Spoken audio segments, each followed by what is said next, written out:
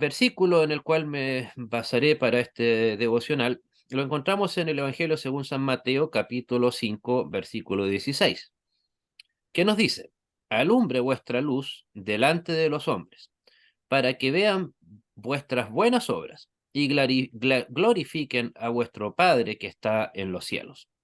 Amén.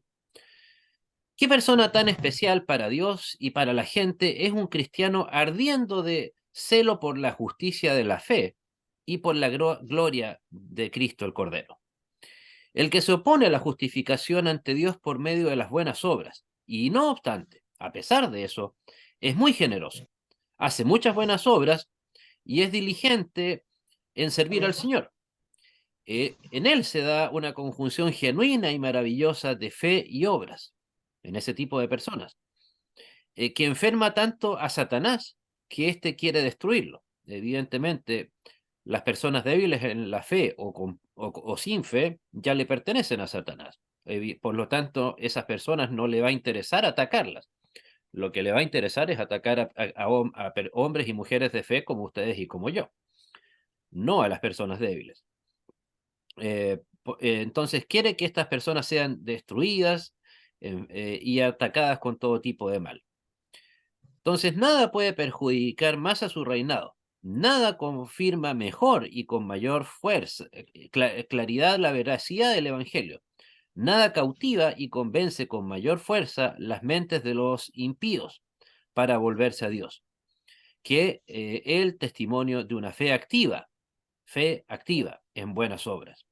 No puritanismo, por cierto, no al estilo de apartarnos del pecado en el sentido de que nos vamos a vivir a un lugar encerrado con tal de no vernos expuestos a la posibilidad de cometer un pecado. No, eso no es apartarse del pecado, ni a la luz de los 10 mandamientos ni de las enseñanzas de Cristo. No, enfrentar el pecado significa tenerlo delante nuestro y no actuar conforme a él. Lo que les comentaba recién respecto del puritanismo es una manera un tanto incluso egoísta de vivir la fe, así como también de dar un mal testimonio cristiano. Pero ustedes que están al norte, ahí a solo un par de cientos de kilómetros de Estados Unidos, han conocido, me imagino, ya sea en reportajes o en la televisión, la vida de los famosos puritanos Amish que viven apartados ¿con qué motivo? De apartarse del mal, de vivir lejos del mal y del mundo pecaminoso que los rodea. Háganse la siguiente pregunta: ¿esa es una manera correcta de cumplir con la gran comisión? ¿O de cumplir incluso con el Padre Nuestro? No, no, no. De ninguna manera.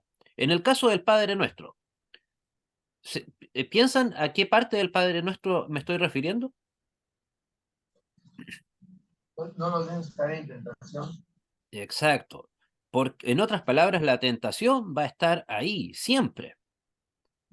Eh, es cierto, es una historia basada en la vida real, pero se me viene a la mente por una película que se llama en inglés Amish Grace o Camino al Perdón, creo que se llama, de una situación horrible que les tocó vivir a un grupo de Amish.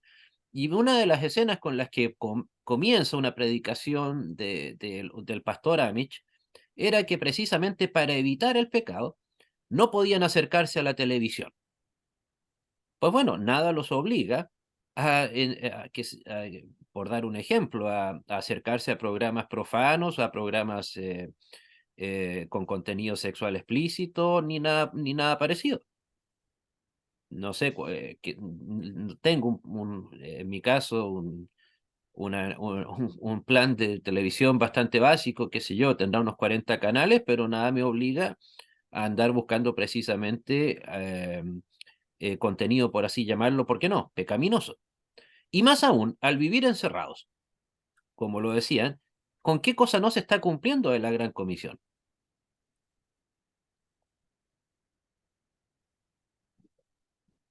Y va a ser discípulo, ¿no? Ir y hacer discípulos. No se trata de que se vayan, qué sé yo, de Estados Unidos a Brasil o a Perú, como de hecho ha sucedido. No, pueden hacer discípulos ahí mismo, saliendo apenas de los lugares en donde están viviendo. No necesitan, el creyente en general no tiene por qué pensar que el cumplir con la gran comisión, el dar testimonio de Cristo implica, como en algunas iglesias protestantes sucede, en necesariamente tener una especie de vida cristiana inmolada. Recuerdo que cuando yo planteaba cuando niño que quería ser pastor, de inmediato la pregunta que me hacían algunos evangélicos era, ¿y a qué país te quieres ir de misionero? O sea, más o menos era una suerte de decirme, ¿en qué país quieres que te coman los leones? Pensando en que necesariamente me tenía que ir a África o tal vez a los países, países musulmanes. O sea, literalmente casi deseaban la muerte para mí, porque piénsenlo así, ¿acaso mi hermano, o sea, mi vecino, perdón, o eventualmente mi familiar, no tienen la misma necesidad de que en ellos se cumpla aquel versículo? Discípulos a todas las naciones, eso incluye en mi caso a Chile, en el caso de ustedes también a México, vuestra propia ciudad. Al entregarle el mensaje de Cristo a alguien de nuestra propia ciudad, también estamos cumpliendo la gran comisión, no lo olviden. No se trata de ese concepto intracultural, atravesar el mundo para cumplir la gran comisión. Eso, insisto, pensando precisamente en que creer que apartarnos del mundo significa necesariamente estar ajenos al pecado. Al contrario, al hacerlo, insisto, estamos cometiendo un pecado o actuando de esa manera. En el verdadero cristiano hay una combinación aparentemente contradictoria. Por un lado, rechaza o debiera rechazar firmemente toda confianza en el mérito de sus buenas obras para su justificación ante Dios. Pero por otro lado, aprecia mucho todo tipo de buenas obras y las produce o debiera producir en abundancia y con fervor, pero también con alegría. Para nosotros, o para el creyente, el llevar a cabo una obra de bien, una buena obra en el sentido literal del término, ha de ser una muestra de amor a Dios, no para evitar el castigo.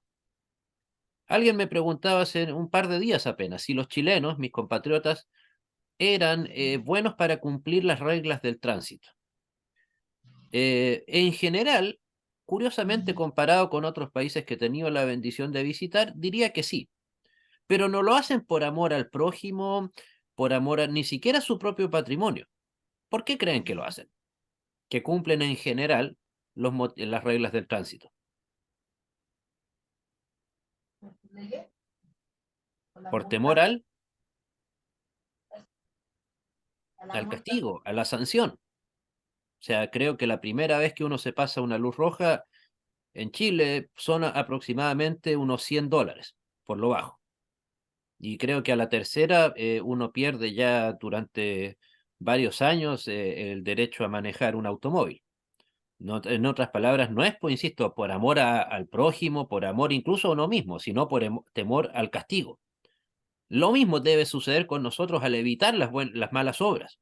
No debemos hacerla pensando en que, ok, para evitar el infierno eterno, entonces voy a llevar a cabo buenas obras. No, las hemos de cometer, llevar a cabo por amor al prójimo, por amor a Dios y también, ¿por qué no?, amor a nosotros mismos. Dios nos da ese derecho.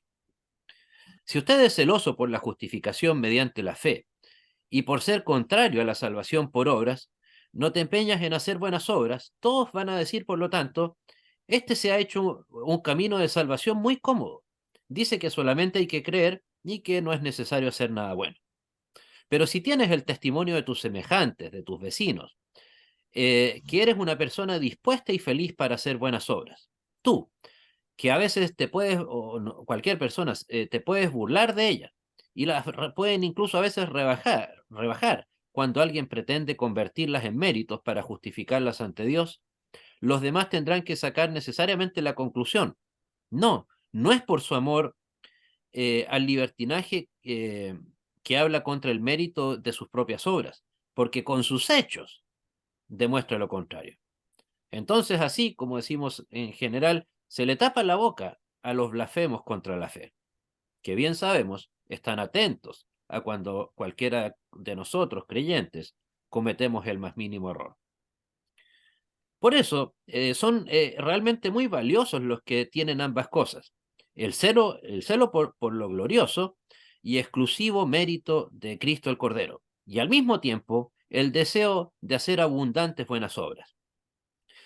Pidámosle a Dios que nos conserve en esa clase de cristianos en este mundo. Son ellos los que promueven con mayor poder el reino de Dios y la excelencia del Evangelio. Excelencia. Por el contrario, ¿qué difamación para el título de cristiano causa el que profesa una, comilla, falsa fe?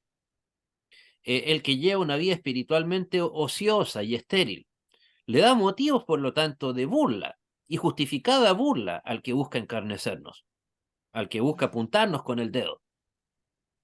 Insisto, bien sabemos, creyentes, ya insisto, de la iglesia que sea, no solamente luterano, de quiénes van a estar más pendientes, el mundo secularizado que nos rodea, de los desconocidos que andan por allá dando vueltas, de nuestro mundo político, o del creyente que eventualmente pueda cometer un error, un pecado. De nosotros. Tal vez eso ha sido un error que los mismos cristianos hemos cometido al aceptar que la gente nos dé ese estatus, porque después de todo no somos, como creyentes, los encargados de dar la única moralidad en el mundo que nos rodea. Tenemos que ser personas de ética y de moral porque eso indica la ética cristiana, no para complacer al mundo que nos rodea. Yo creo que eso precisamente ha sido un gigantesco error que el mundo cristiano evangélico, cualquiera, ha cometido. Quienes oyen su hermosa confesión de fe, pero al mismo tiempo ven una eventual escandalosa conducta, se volverán como un objeto de desprecio y le dirán, si eso es ser un cristiano, cualquiera puede serlo.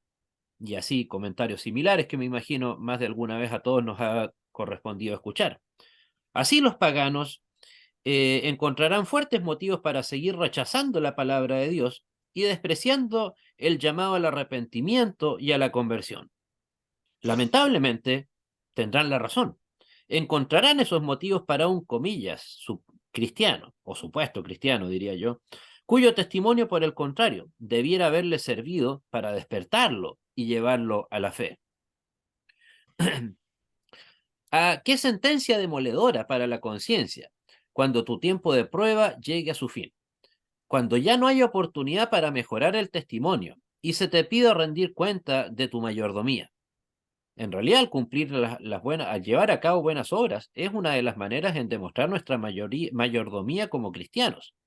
Recuerden, nosotros somos solo mayordomos, no solo de la iglesia, no solo del estudio bíblico que podemos hacer, sino de nuestras propias vidas. Recuerden, no somos dueños de nuestra vida. Somos unos simples administradores o mayordomos.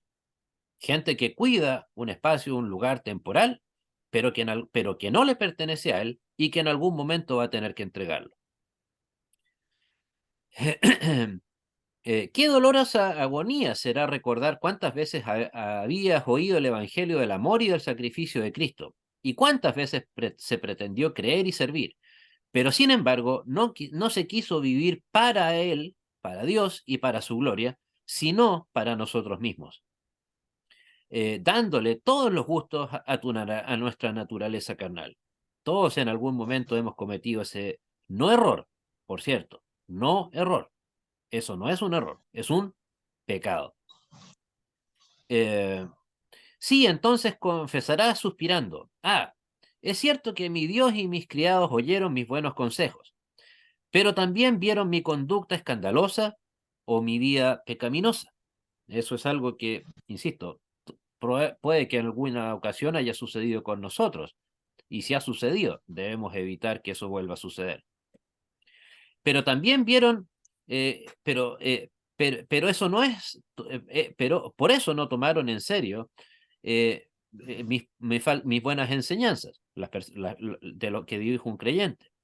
Eventualmente puede ser que mis hijos salieron de casa convencidos de que los que hablan mucho de Dios son hipócritas. Yo creo que todos, lamentablemente, hemos tenido parientes que no han querido acercarse a Cristo o tener a Cristo en sus corazones porque, frase que seguramente todos hemos escuchado, es que los cristianos son aquí, son allá, son A, son B, son C. Por lo tanto, prefiero no ser como ellos. Entonces, imagínense, si con nuestro testimonio damos lugar a que se desprecie el valor de la palabra, en cambio, Dios quiere salvarnos a todos a tiempo, no solamente en un momento de angustia. Los momentos de angustia van a estar ahí siempre, por el motivo que sea, ya sea algo breve, personal, así como algo gigantesco. Tal vez un momento de angustia allá en el país del norte, el famoso y tristemente recordado 11 de septiembre, martes 11 de septiembre del 2001. ¿Cómo estaban el domingo siguiente, el domingo 16 de octubre del 2001, de septiembre, perdón? ¿Cómo creen ustedes que estaban las iglesias? Católicas, evangélicas, sinagogas judías, etcétera. Creo que ya lo comenté en alguna ocasión, repletas, completas. Toda la gente humillada, orando, pidiendo la protección de Dios. Y eso incluso hasta trajo repercusiones políticas. No digo, por cierto, que sea mal que en el momento de la angustia la gente se agolpe en nuestras iglesias. Entre que lo hagan y no lo hagan, mejor que lo hagan, como sea. Pero que no sea necesario llegar a ese tipo de catástrofes, o lo que me pasó acá en Chile para el día del terremoto del 2010. Evidentemente que eso no es algo, o sea, insisto, sucede el hecho, lo bueno, que es que la gente se acerque a las iglesias, pero no es el motivo ideal para que la gente se acerque a Cristo. Es cierto que nadie puede estar completamente libre de los reproches de su conciencia, ni de los dardos de fuego, que son las acusaciones de Satanás. Nadie es perfecto, pero tampoco nadie está libre de decir que pueda estar separado del pecado independiente de lo que haga. Y menos aún podemos esperar que alguien en este ciego mundo nos hará justicia. Alguien hoy hace un par de horas me llamaba para pedirme cómo hacer para librarse de un ataque bastante artero por parte de sus vecinos. Y tal vez su gran error, sin intencional, era precisamente que confiaba demasiado en lo que la gente que le rodeaba podía hacer. Si nosotros como creyentes vamos a estar esperando que el mundo injusto, el mundo pagano, haga el bien, evidentemente vamos a estar mal. ¿Quién va a hacer el bien en lugar de nosotros? De momento, lo mejor era recomendarle a esta señora que mantuviera la calma, que esperara, que dejara que los demás actuaran, no actuara en represalia, por mucho que desde un punto de vista humano pareciera ser lo más razonable. Y bueno, y también, menos aún podemos esperar, como les decía, no podemos esperar que alguien que esté ciego en este mundo nos haga justicia. Antes sabemos que se burlarán hasta de la mejor conducta, lo que suele suceder con el tema del alcohol. Cuando yo era muchacho curiosamente, incluso gente cristiana se burlaba de mí por no ir a fiestas los sábados en la noche. Disculpen la autorreferencia. Pero pregúntense lo siguiente, ¿qué hubieran pasado? Y insisto, gente cristiana se burlaba de eso. Que yo era un santurrón, que quería ser pastor solamente por creerme demasiado superior a los demás. Pero díganme, ¿creen que esas mismas personas que me criticaban me hubieran felicitado si es que se enteraban el día lunes que el día domingo, por estar pasando una borrachera, no pude ir a la iglesia? No. ¿Creen que alguien, sí, qué simpático, al fin Andrés se dio una buena borrachera con sus compañeros de colegio? ¿Ven? Entonces, o sea, si esperamos la complacencia del mundo, ya sea por A o por B, por cometer pecado o por evitarlo, nos van a criticar igual. En el mundo tendréis aflicción, mas confiad, yo he vencido al mundo. El mundo va a querer nuestra aflicción siempre, por el motivo que sea. Eso casi está fuera de discusión. O sea, no casi, está fuera de discusión. En mayor o menor grado. La gente a veces interpreta ese versículo de que tendremos aflicción como algo grandilocuente, como que, no sé, como lo que le pasó a la pobre gente en la época de la Unión Soviética, en donde la gente tenía que esconder su fe, donde había circulación, no había libre circulación de la Biblia, o en la época de la Inquisición, etcétera, etcétera. No, la aflicción del creyente va a ser en cosas como las que le acabo de mencionar, así como la crítica, la burla, porque ustedes están ahora compartiendo de la palabra como cristianos y no en alguna actividad no edificante. Insisto, pierdan cuidado. El enemigo se va a encargar de buscar un motivo por el cual ufanarlos, burlarse de ustedes y darles problemas. Insisto, Satanás tiene miles de años de experiencia en eso. No le va a faltar manera de cómo lograr atacarnos. El punto es que ese ataque no tiene que ser más fuerte que nuestra fe. Eh, bueno, también debemos ser conscientes de la diferencia entre la debilidad carnal de la que el creyente se arrepiente y trata de superar. Eso es lo que en alguna otra ocasión me referí ante ustedes como lo que llamamos la conciencia de pecado.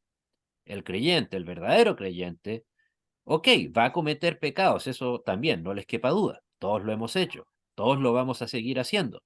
La diferencia es que nosotros, como tenemos el testimonio de la ley, sabemos lo que es el pecado.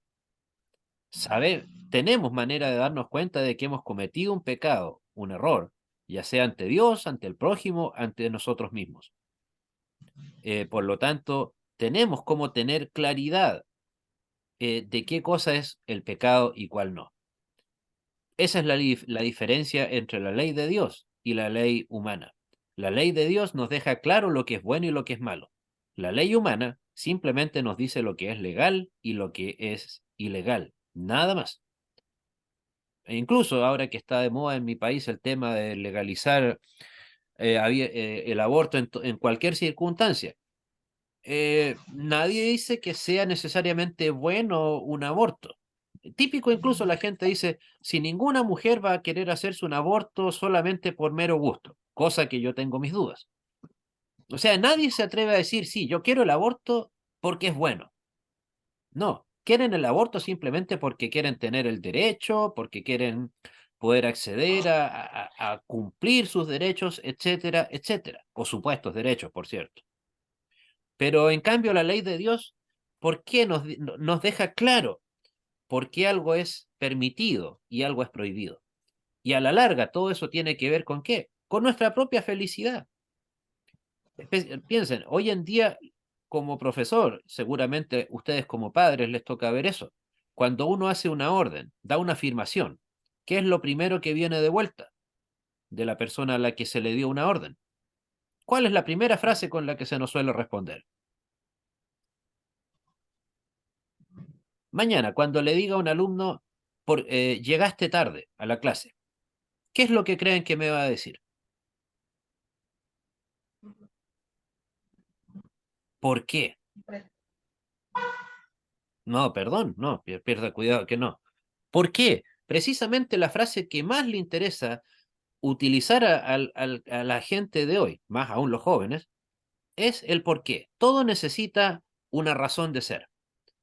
Esa es la diferencia entre la ley del ser humano y la ley de Dios. La ley de Dios apunta siempre a la felicidad, no solamente a la adoración divina, sino también a nuestro propio bienestar.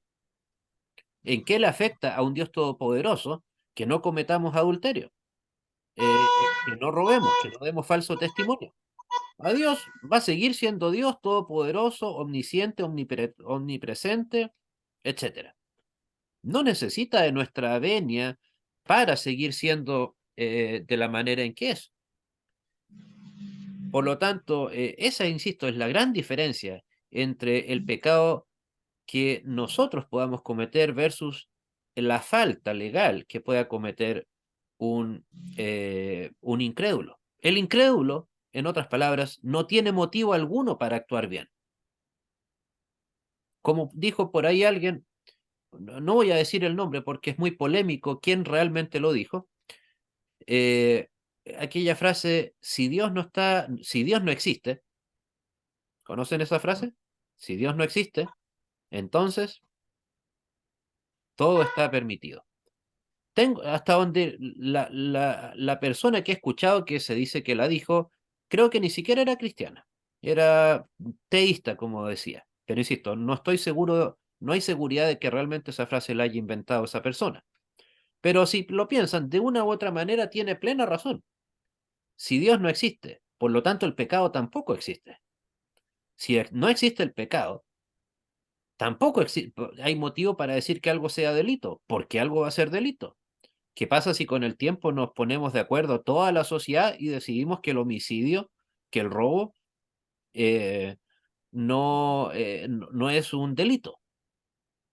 Vamos a estar todos de acuerdo y a nadie le va a parecer malo. Hace un par de, menos, o sea, precisamente el lunes pasado, una colega, profesora me refiero, eh, algo se comentó sobre los delitos de un cierto grupo de personas. Literalmente lo único que hizo esa persona, esa profesora, fue justificar el delito de un grupo de personas con la típica frase, es que son víctimas de las circunstancias.